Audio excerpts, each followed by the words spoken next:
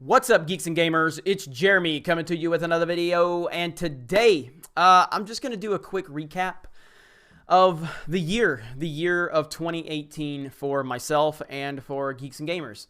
And I've talked a lot about this on live streams and everything like that, so I apologize to anybody who's kind of heard certain points that I'm going to make here throughout the video. But we started out 2018 in a very, very interesting place with Geeks and Gamers. I didn't know where Geeks and Gamers was heading. I've been running Geeks and Gamers and developing Geeks and Gamers for about 6-7 years up to this point. And some success, don't get me wrong. I mean, we built a nice little community on Facebook. And, I had definitely a pretty large team at Geeks and Gamers of people that were willing to volunteer their time and their energy and their talents. And I've always been proud of that. But when we started getting to the end of 2017, and every time we get towards the end of the year, when the weather starts cooling down, football season starts picking up, I kind of start changing a lot in terms of like getting really aggressive and wanting to start, getting prepared for, the next step and things like that. And so the close of 2017, I was really frustrated because it had been a while, and I'm looking for that breakthrough, that moment for Geeks and Gamers. And when is this going to happen? Is this going to happen? Are my insecurities just going to eat me alive? Am I going to fail? Am I good enough? Am I, making the right decisions? Am I a good enough leader? All of those things go through your mind. And so at the end of 2017, I decided, I think it was like October, I told my team that, up to that point, I had always kind of rode the fence, and I tried to not really, be myself on the internet, because I'm very opinionated and I'm very straightforward and I'm an asshole and I'm straight to the point. And I always tried to ride the fence as the leader, because you have to manage personalities. You have to represent the brand, all that stuff. And I had a lot of different people on the team. And so around October, I told my team, I'm like, look, I'm taking over the YouTube channel at the beginning of the year. And it's not just going to be what it's been. I'm going to start speaking my mind. I'm not going to hide from the fact that I'm a Trump supporter. I'm not going to hide from any of my thoughts about what's going on in the entertainment industry and things like that. And some people are not going to like that's on this team. And you guys need to decide if you want to hang around or not, because I am coming full speed ahead. And at that time, once the new year got here, we had about 800 subs on this channel. 800. After about 3 years of developing it and working on it and spending time editing videos and sharing all over social media and begging people to watch the videos, 800 subs. We could barely get maybe 100 views per video. And so that was around the time where I was really kind of coming to grips with how I felt about The Last Jedi. And I really, I was still struggling with it because I'm such a big Star Wars fan, and I loved The Force Awakens, and I'm a big Disney fan, and I want to love Star Wars. I want to be excited about Star Wars. I want to have, enthusiasm for Star Wars. I didn't want to accept that I was really frustrated with Star Wars at that time. And it was around mid-January is where I was like, I finally was like, God dang, man, I watched The Last Jedi 3 times opening weekend, 3 times. That was all pre-scheduled. We had a big Geeks and Gamers meetup and everything.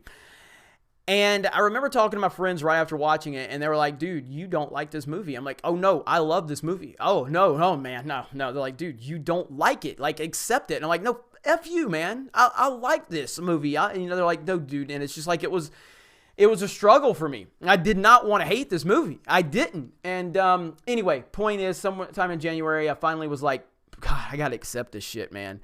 And I started talking about it, and I started saying, I finally admitted it to myself, and started talking about how critical I was of it, and it just kind of spiraled from there. I never really intended on making everyday Star Wars videos. I never intended on it becoming a niche for the channel. I didn't really know what I was going to do. I just know that I needed to turn the camera on and start talking. So that's what I did. I turned the camera on and I started talking about how I felt. And the more I talked about it, the more the videos would get traction. And the more I talked about it, I would see other people talking about it. And I was scared to death when I first started talking about this. I had no idea what was going to happen. I was terrified. I thought, dude, I don't know if there's 5% of the fans that feel like me. I don't know if it's 10%. I have no idea. I don't know if I'm going to get killed for this, because I'm calling them out for identity politics, you know? And I didn't know what was going to happen. I had no idea. And then I start seeing more people and more people and more people. And then Lucasfilm starts responding, and they start dismissing all of the criticism and the Rotten Tomatoes score and all this other stuff. It just continued to snowball. And there was like information every day for me to cover. And there were topics every day for me to cover. And it just continued to grow and grow and grow. And yeah, there were times where I'm like, man, maybe I should make a Star Wars video today, because we are Geeks and Gamers and we do represent geeksandgamers.com, but they keep talking about it. Like, Lucasfilm keeps saying stupid shit. I need to cover this, and people are watching it, and I should give the people what they want, right?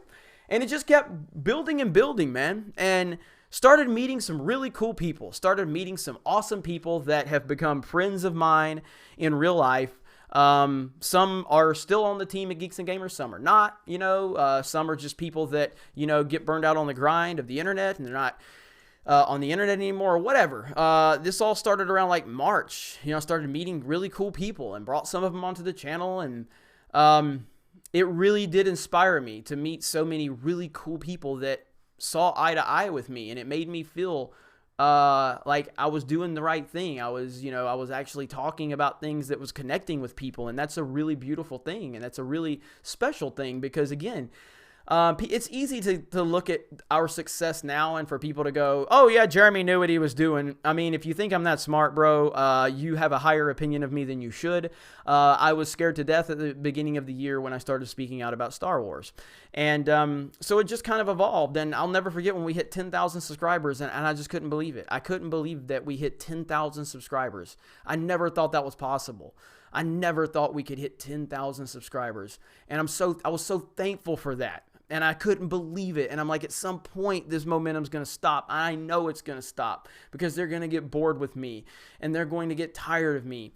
And but I kept doing it, and people kept tuning in, and people kept watching, and people kept subscribing, and people kept being supportive. And I kept meeting more people and more people. And then suddenly we're up to 20,000, 30,000, 40,000. And I just couldn't believe it. And as the year progressed, we definitely bounced into some different topics, and some of our better videos later in the year were like Battlefield 5 videos covering the NPC meme. You know, we've had different videos that have really taken off. I've met YouTubers that I've been a fan of for a long time that are now saying they're fans of mine. I've talked to YouTubers. I've been called out by YouTubers that I've been a fan of that I am no longer a fan of, because they showed their true colors. I've had opportunity after opportunity offered to me this year, and it's all because of you. It's all because of the support you have given me. My team that has stuck with me through thick and thin, through it all. They're the people I want to be in the trenches with at geeksandgamers.com, and they don't get enough credit. And I know I have to do a better job of giving them more credit and showing them on this channel. You all need to be aware of my team. These people have been with me for years. They have stuck with me when few others would. When so many turned their back on me, these people stood with me. People that don't agree with me politically, socially, don't agree with me on Star Wars, don't agree with me on video games or whatever, but they stood by me. They had my back. That is irreplaceable, man. Irreplaceable. They've stood by me when I make mistakes. They've stood by me when I fuck up. They've stood by me. They've taught me. They've worked with me. They've shown me where I'm wrong, how I'm wrong, what can I do to improve the next time this situation comes up. And I am always going to be thankful to them, and I'm always going to be loyal to them. And so many of them you don't know, and I want to change that in 2019, and I will change that in 2019. And there's just so many things that we want to accomplish moving forward, and it's not symbolic so much as of a year as much as it's just the momentum we have now. You know, we just unbelievably crossed 100,000 subs. 100,000 subs.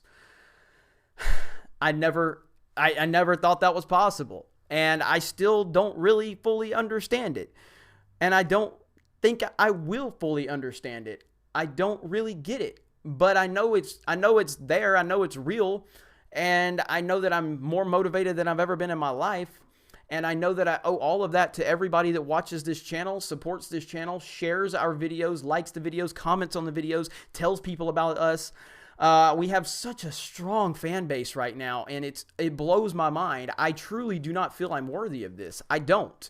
But at the same time, I am going to stand here and I'm going to do my best to make you proud. Even if I don't feel I deserve it, I'm still going to work my ass off and try to earn it. I'm still going to try to earn it. And every day I'm going to wake up with a chip on my shoulder. I'm going to feel like I have to prove something every single day.